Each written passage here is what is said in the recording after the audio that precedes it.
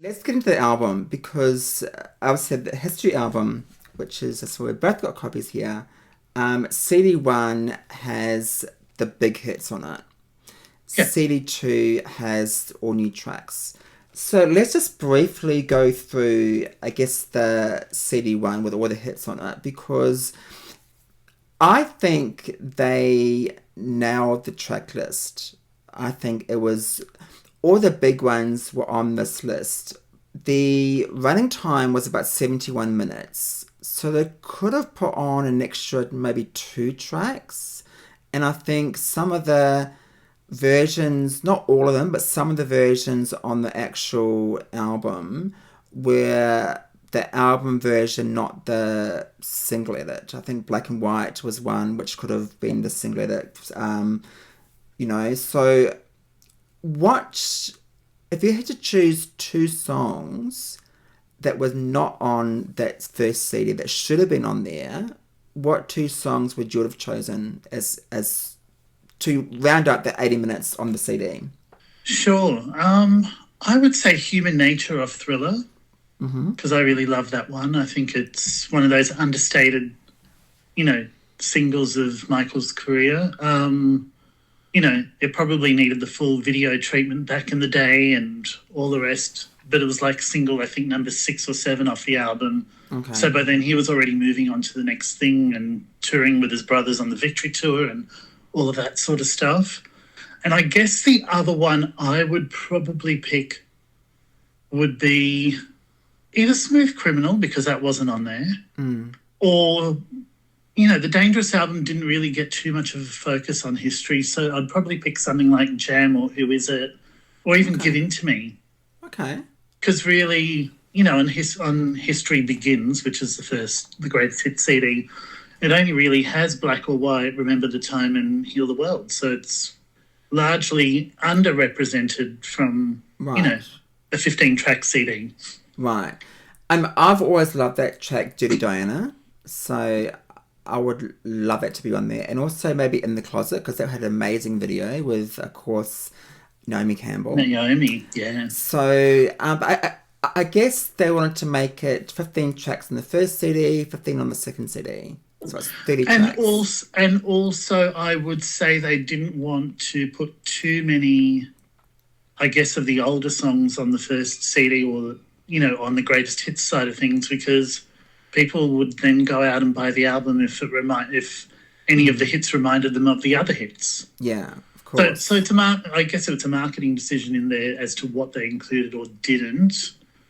I mean, the other thing to note is that History wasn't the first time the greatest hits album was considered for Michael.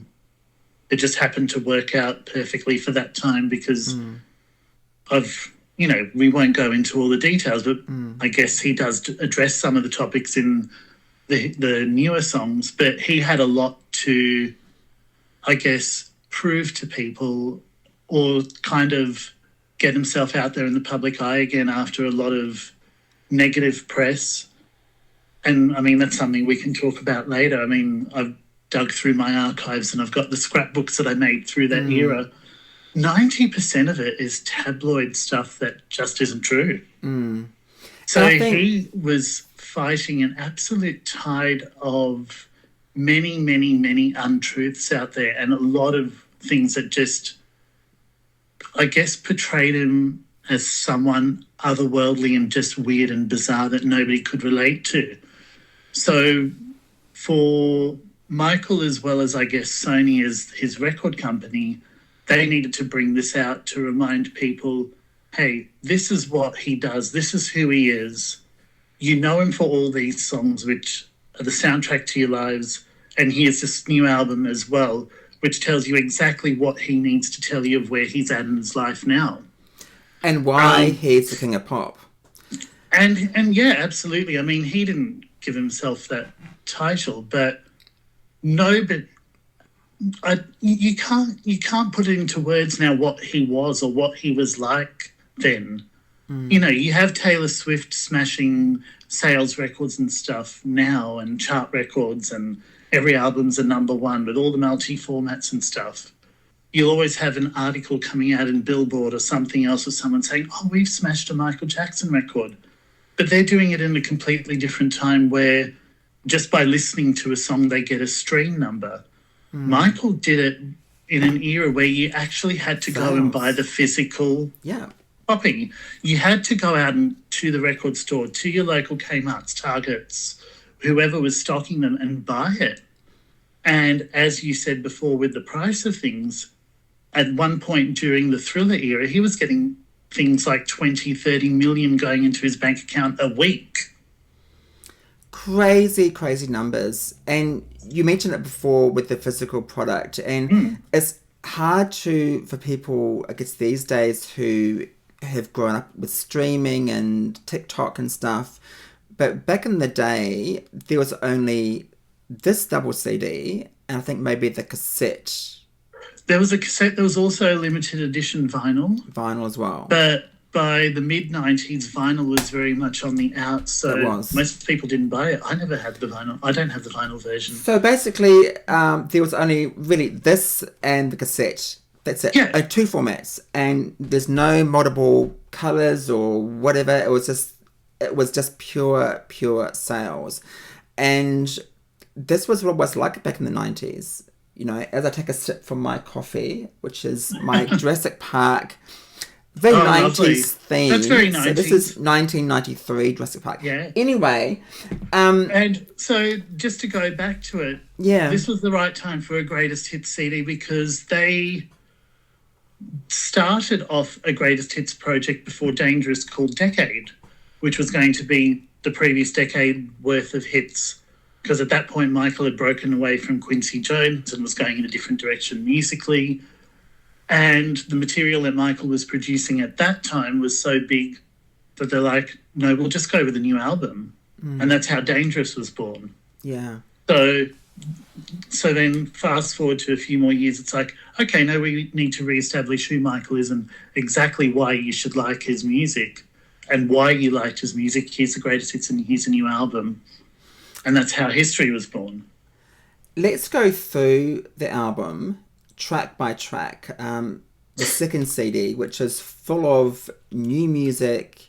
As I said before, he had a lot to say with what happened at the time. And I was listening to this album just yesterday in the car going shopping. And my partner Sean was in the car with me. And one thing that we both agreed on is that this album, Michael was understandably angry. And this is quite an in-your-face aggressive album. Yeah, and I can't wait to get into this because there's so many different textures on this album. But let's start at the beginning with track number 1. This is Scream, the lead single with his sister Janet Jackson.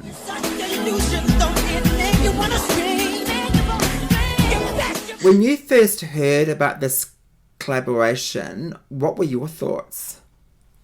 I was very excited about it. I mean, at that point in time, like, I didn't really get into Janet up until the Janet album in 93. Okay. I mean, yeah, so I mean, I knew the stuff from Rhythm Nation. I knew a bit, a couple of the hits from Control. But it wasn't really till the Janet album that I really got into Janet. And, that remains my favourite Janet album. So Janet, much like Michael, would release multiple singles off an album.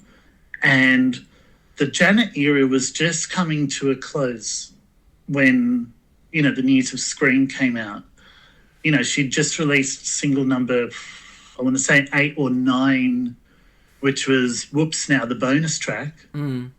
Back in the day when you had bonus tracks as singles as well. And, there was Whoops Now, single 9, oh, that's cute, it's finished. And then it was like, oh, there's a duet coming out with Michael Jackson. It was like, okay, wow. What's it going to sound like? Is she going to sound like him? Is he going to sound like her? Are they going to sound on even keel? And I think, because of who the producers were, as in Jan and Lewis, I think it lent a little more to her sound, but it was her sound with all of Michael's flavour on top of it. Like, you can't really separate the two without, hearing equal parts of Michael and Janet in there. I remember hearing this track and absolutely loving it, and then watching the video instantly it came out and seeing, where... Okay, let's just say this. As a gay man, I have to say Janet's boobs in that video looked incredible. They both looked incredible for different reasons, but yeah, yes, sure. yeah. But she looked amazing in the video. But the video was just so futuristic, and it cost a lot of money back in the day. I think about $6 million or something. I think it's still one of the most expensive clips ever made. Yeah, and there's all the computer imagery in it, and it was just it was a moment, it was a statement, because Michael wanted a massive, lead single which would get people talking and stuff, and first time Janet and Michael together on a song. So this was really exciting for Janet fans like me. I was a fan since Control, so I probably love Janet more than Michael, to be honest, at that time. But I loved this song, and I was just so excited it was always on the radio, and it was number one in New Zealand. Did really well overseas. Number one in Denmark, Finland, Hungary, Italy, Spain. Number 2 here in Australia. 3 in the UK. Number 5 in the US. Now, when I first heard that, you think Janet and Michael Jackson, it's going to be huge number 1 single. And even now, I think, did that went number 1 in the States, but number 5? What do you think that was at the time? Well, I think the US were a lot more negative towards Michael than, say, we were, or the UK or Europe were. So much so that the Dangerous tour didn't even make it to the US. Mm. And whereas it was a huge tour everywhere else that it went to. So Michael's profile in the US was one of those where it probably needed more work there than anywhere else, just because, all the tabloid media stuff that was written about him, a lot of things, kind of shaded the potential of what he was like. Mm. Or what he was capable of, or whether he was cool or not, or whatever variable you want to put in there.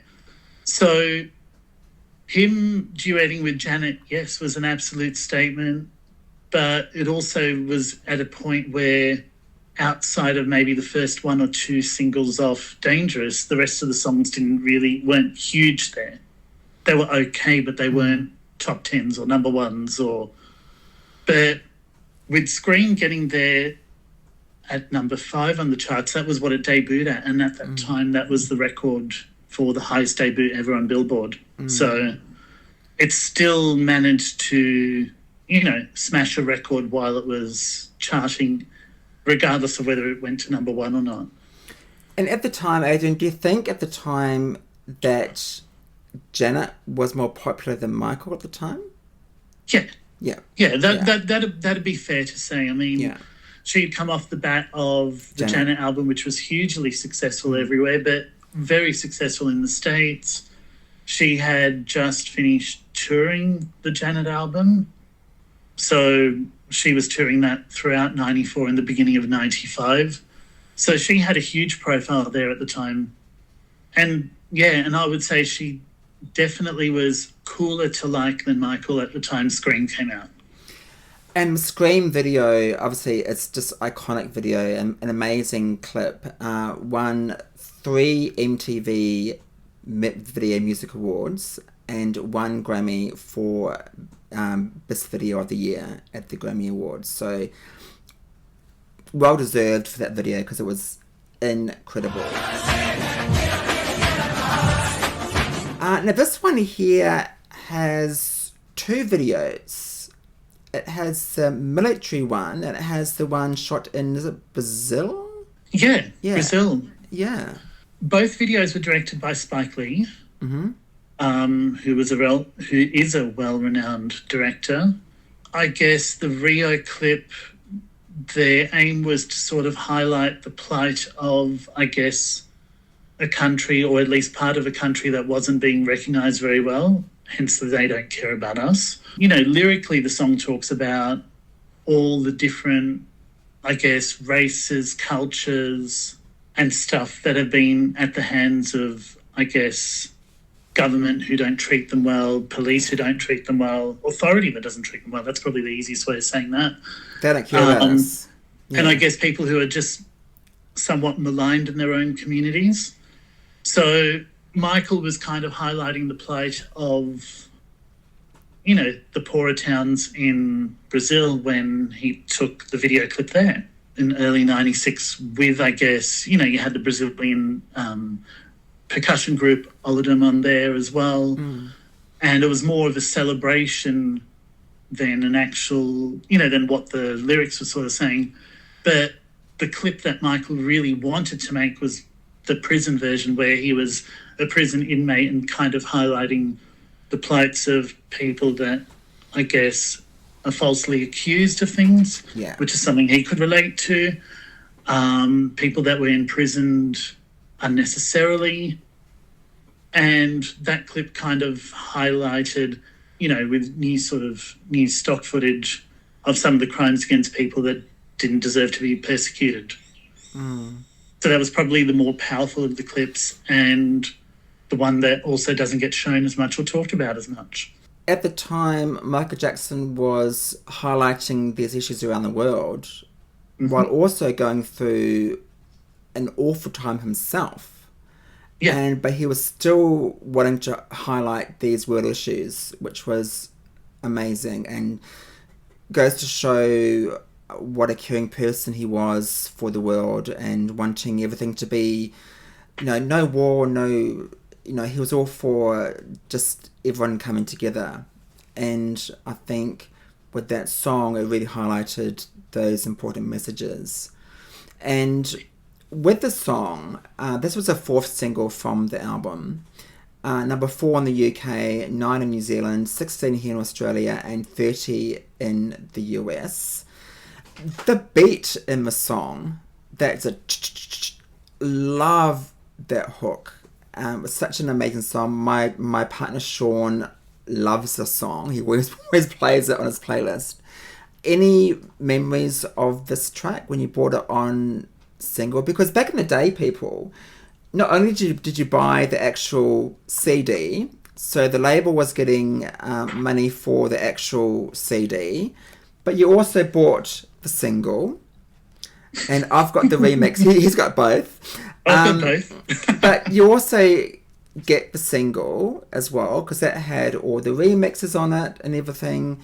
Basically, labels were getting, you know, heaps of bites from the cherry along the way, and that's why they were making. Singles weren't cheap then; they were still about $8-9. Yeah, which might not sound like much. Oh, it's $8-9, but in 90s money, you know, that'd be the equivalent of, say, $15 to $20 now just for one CD with a couple of mixes. And not all of them, you know, not all singles had 10 or 11 mixes that made it value for money. Some of them would just come out with the single and the instrumental version, for example.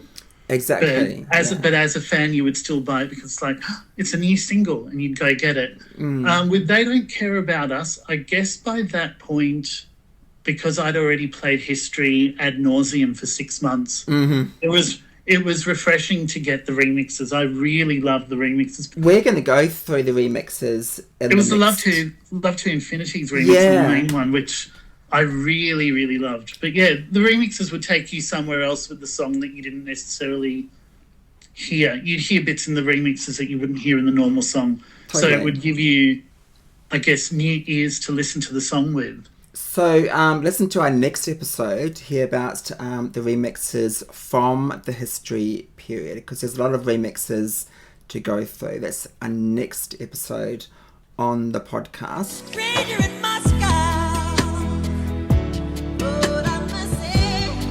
Track number 3 from History, Stranger in Moscow. I really like the song. The How Does It Feel? It's a lovely sort of vibe. It's a beautiful video. Your thoughts on this one? I think it is Michael at his most intimate, Yeah. at his most, I guess, introspective. The lyrics are probably some of his most personal.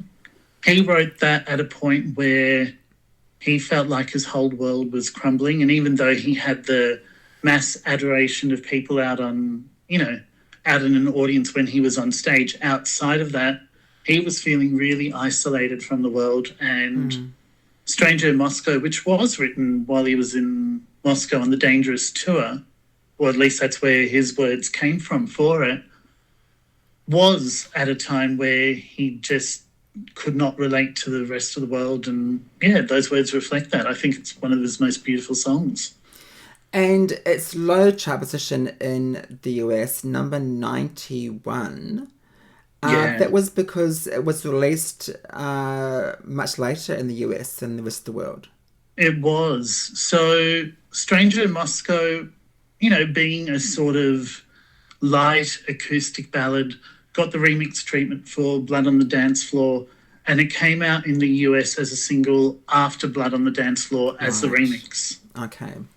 And because, we'll get into that a little bit later, Blood on the Dance Floor wasn't really promoted all that much in the US. So by the time single number 2 came out off that album, Michael's profile was really low, and they probably put it out with very little promotion, fanfare or anything, and nobody other than, I guess, the very sort of hardcore fans would have even known that single existed or came out. So therefore, the low chart position. But outside the US, number 1 in Spain initially, number 6 in New Zealand, and 14 here in Australia. So yeah, it did pretty well, I guess, outside the US. Track number 4 from the album, This Time Around, featuring the Notorious B.I.G. Now, I'm not much of a rap fan. I don't really love this one, if I'm really honest, but it's quite gritty, right? It is. It was Michael tapping more into the R&B side of things. It wasn't really, it wasn't marketed as a single anywhere, but the US did get promo CDs sent to radio stations of this with zillions of remixes. Right. So, the chronology of singles was different in America to the rest of the world because they were trying to market Michael a different way. So they went through the R&B route for him. So off the bat of You Are Not Alone reaching number 1 in the US, This Time Around came out as a promo single while the rest of the world had Earth Song. Right. So the US didn't really get Earth Song as a single. And so This Time Around was mainly, I guess, used for radio play and stuff just to keep momentum for the album going. Right. Because they weren't quite sure what they were doing with the album there. But Earth Song was released outside the US, and that brings us to track number 5, which is the gorgeous Earth Song. Now I don't know where we are, although I know. Adrian, I love this track. It is simply stunning.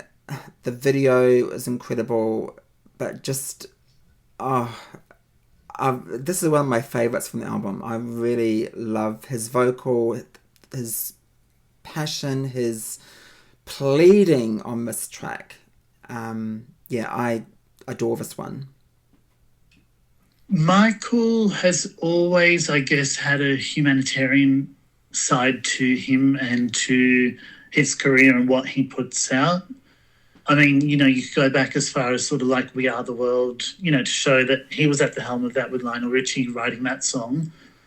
And then, further on, you've had things like Man in the Mirror where it's like, start looking at yourself before you make a change to the rest of the world.